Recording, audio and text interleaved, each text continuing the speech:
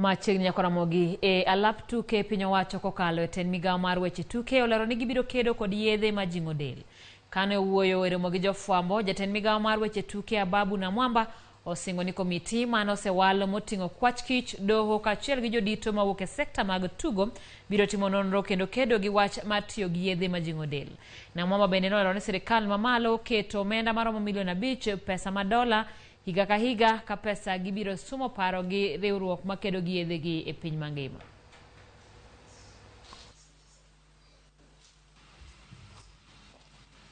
The working groups under the steering committee are going to ensure that the resolutions that were passed during the stakeholders meeting in December come to fruition, so that we can be able to probably not eradicate, but to drastically minimize the instances of doping in the country, and especially in athletics.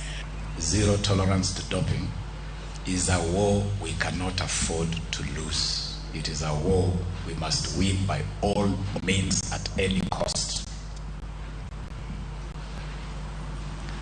Because we know that sports brands Kenya to a level you cannot compare to anything else.